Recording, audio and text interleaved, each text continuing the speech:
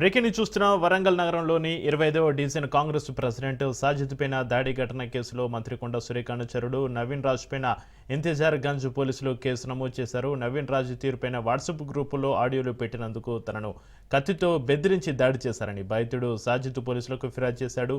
ఈ ఫిర్యాదు ఆధారంగా అతనిపైన బిఎన్ఎస్ సెక్షన్లు 118, 296, 351 కింద నవీన్ రాజ్తో పాటు అతని అనుచరులపైన పిఎస్లో కేసు నమోదు చేశారు. किसके अभी लड़ाई बारे में क्या जाने एक ही बात बोलो अन्ना तू इधर तप्पू नहीं तो मैं उसके पास कभी ये कहने एक बात भी नहीं कहा कहा जी एक बात भी नहीं कहा जी एक बात भी नहीं कहा जी फोन करो कट करा వాయిస్ రికార్డ్ వరంగల్ నగరంలోని 25వ డివిజన్ కాంగ్రెస్ ప్రెసిడెంట్ సాజిద్ పైన దాడి ఘటన కేసులో మంత్రి కొండ సురేఖ అనుచరుడు నవీన్ రాజ్పై ఇంతిజార్ గంజ్ పోలీసులు కేసు నమోదు చేశారు. నవీన్ రాజ్ తీర్పిన వాట్సాప్ గ్రూపుల్లో ఆడియోలు పెట్టినందుకు తనను కత్తితో బెదిరించి దాడి చేశారని బాధితుడు సాజిద్ పోలీసులకు ఫిర్యాదు చేశారు. ఈ ఫిర్యాదు ఆధారంగా అతనిపైన బిఎన్ఎస్ సెక్షన్లు 118, 296, 351 కింద నవీన్ రాజ్తో పాటు అతని అనుచరులపైన పేస్లో కేసు నమోదుకు సంబంధించి మరింత సమాచారాన్ని మా ప్రతినిధి చంద్రశేఖర్ ఫోన్లైన్లో అందిస్తారు.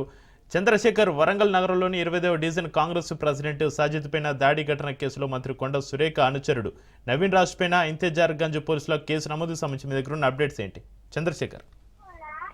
ఏదైతే వరంగల్ తూర్పులో కాంగ్రెస్ లో వర్గ విభేదాలు తారస్థాయికి చేరుకున్నాయి. ఒక పక్క మాజీ మంత్రి ప్రస్తుత ఎమ్మెల్సీ బస్వరాజ్ తారయ్య వర్గంలోకి భారీగా ఇటు వరంగల్ తూర్పుకు సంబంధించిన కొండ వర్గానికి సంబంధించిన అనుచరులు కూడా చేరుతున్న నేపథ్యంలో నిన్న ఒక ట్విస్ట్ జరిగింది. ఏదైతే ప్రధాన అనుచరైన రమేష్, ఎవరైతే నల్గొండ రమేష్ ఉన్నారో నిన్న కొండ వర్గంలోకి చేరడం జరిగింది. ఈ నేపథ్యంలో ఇంకో అనుచరుడైన నవీన్ రాజ్ పైన కూడా పోలీసులు నిన్న కేసు నమోదు చేశారు. ఏదైతే కాంగ్రెస్ పార్టీలో సొంత పార్టీ నాయకులపైనే నవీన్ రాజు ఆగడాలు రోజు రోజుకు మితిమీరిపోతున్నాయి. కొండ దంపతులు మంత్రి అయిన తర్వాత, కొండ సురేఖ మంత్రి అయిన తర్వాత ఈ ప్రధాన అనుచరుడైన నవీన్ రాజు సెటిల్మెంట్ల దందా, అరాచకాలు మితిమీరిపోతున్నాయని ఇప్పటికే పలుమార్లు ఆరోపణలు రావడం, సొంత పార్టీ కార్యకర్తలు నాయకులపైనే తను దౌర్జన్యాలు చేస్తున్నారనే నేపథ్యంలో ఇటు వరంగల్ 25వ డివిజన్ చెందిన కాంగ్రెస్ పార్టీ ప్రెసిడెంట్ సాజిద్ పై కూడా తను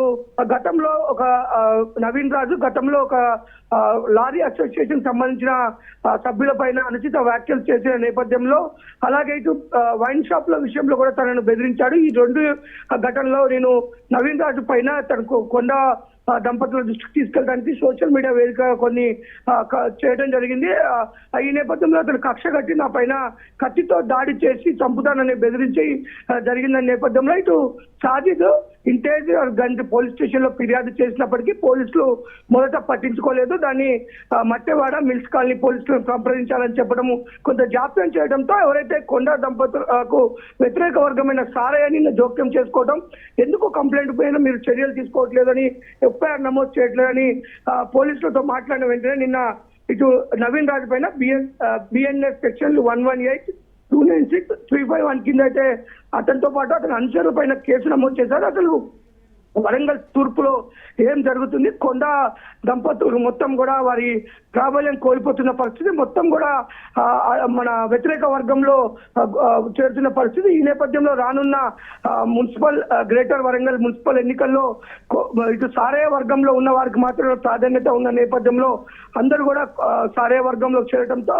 అసలు వరంగల్ తూర్పులో ఏం జరుగుతుందనే అనే కార్యకర్తలు అయితే ఇటు ఉత్కంఠ నెలకొని ఉంది. ప్రధాన అనుచరుడు కొండ సురేఖ, కొండ మురళికి ప్రధాన అనుచరుడు పైన కేసు నమోదు చేసిన నేపథ్యంలో అసలు కొండ దంపతులు యాక్షన్ ఏ విధంగా ఉంటుందనేసి ఇటు వరంగల్ తూర్పు కాంగ్రెస్ కార్యకర్తలు చూస్తున్న పరిస్థితి ఉంది. Chakri. Right, thank you Chandrasekhar.